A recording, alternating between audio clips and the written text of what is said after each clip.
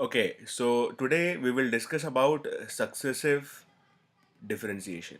Okay, so now let me first explain to you what is the meaning of successive differentiation, and for that we'll take one question.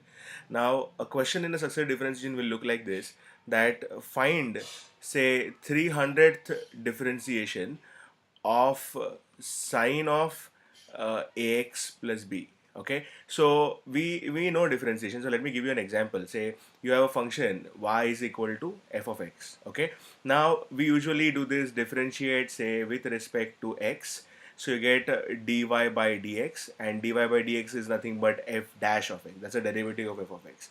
Or we have done this before, that we can differentiate, say, again, and now this is a second derivative. Okay, so you have this as d square y upon dx square, and that is f double dash of x. Now in successive differentiation we want to find much more number of derivatives than like just first or second. So we want to find, say, 300 differentiation. Now, how do we go about it? Here, supposing if I have to keep doing this again and again, like go for third and fourth and fifth differentiation, finally, when I go for, say, much higher number, let's call it n, this will be dny upon dx raised to n, and that is fn of x. Now, this is nothing but the nth differentiation of a function.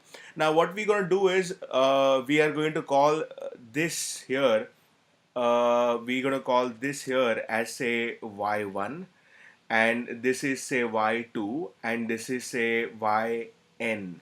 So now these are the nth differentiation. Okay, so let's just look at this question and see how we can solve this one. Now see the solution. First, let me assume y is equal to sine of ax plus b is the function at hand, and this is the function we want to find differentiation of. So now let's first differentiate with respect to x. Supposing if I differentiate with respect to x, I call y1, okay, that is dy by dx, and derivative of sine is going to be just cos of ax plus b. I'll apply the chain rule, and when I differentiate that ax plus b again, I'll get one more a. Now that's y1. So what we do is, once we find y1, now it's not just about finding differentiation, but we also want to find out a pattern, okay, in that whole thing. So here there is a technique, and the technique is like this. Look,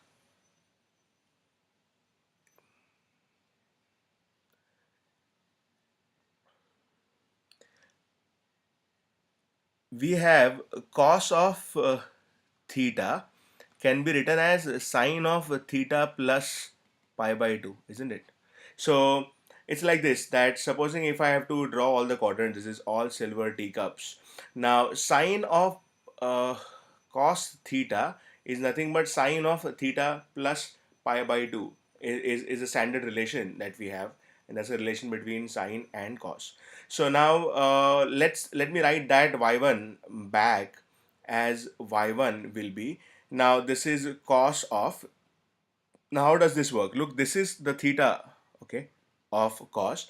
So now that theta, now first a cos theta will become sine, right? So now this cos theta will become sine of theta is nothing but ax plus b plus pi by 2. Okay, and this a still remains as it is. Now next what I'll do is I will differentiate again. Now if I differentiate this again, that y1 will become, okay, so if I differentiate y again, that y1 will become y2, and this y2 will be derivative of sine will become cos, everything else as it is, ax plus b plus pi by 2. And now when I apply the chain rule and I differentiate this part again, okay, I will get a, and then there is already one a, so this will become a square. Now that's y2. Well, I will again use the same property here and write down this cos as in terms of sine. So now this is y2, okay, not differentiate again, this is just y2, and the cos will become sine, and theta was this whole thing, ax plus b plus pi by 2. Now I'll add one more pi by 2 because we have made this cos as sine and I've used this property. So I have to add this pi by 2, which is added over here. And then this is a square. Now if you look at y2, look, there is already a pattern that when you have y2, you have 2 pi by 2s and it is a square. So you can easily guess y3, it will be very similar. It will be sine of ax plus b plus 3 times pi by 2 and a cube, and so on and so forth. So supposing if I want to guess a pattern and write down yn for this, it will be sine of ax plus b plus n times pi by 2 and a raised to n. Now this is the formula of nth derivative of our original function. What was our original function? The original function was sine of ax plus b, right? So if you have y as sine of ax plus b, the derivative of it is going to be sine of ax plus b plus n pi by 2 a raised to n. Now for 300th differentiation, if I want to differentiate 300 times, now simply I'll put n is equal to 300 here.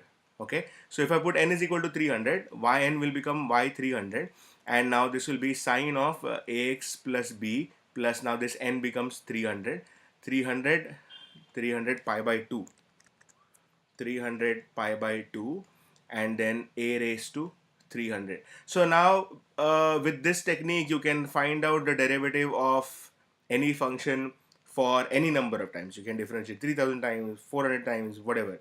So that's basically the whole idea of successive differentiation. Let's just go through it once again. That, say y is a function of x. If you differentiate once, you just get dy by dx. I call it y1. If you differentiate again, you get d square y by dx square. We call it y2. And if you keep on differentiating that for a higher number of times, you get yn. Okay, and nth derivative is basically is what we are trying to find out. Now this one here is a sample question, okay, where we are asked to find out 300 differentiation of sine of ax plus b, and this is how that problem works. Okay, so we got this as the final answer. You can just like divide this and it becomes 150, and this is the answer. Okay, I hope it is very clear. Thank you for watching. Bye bye.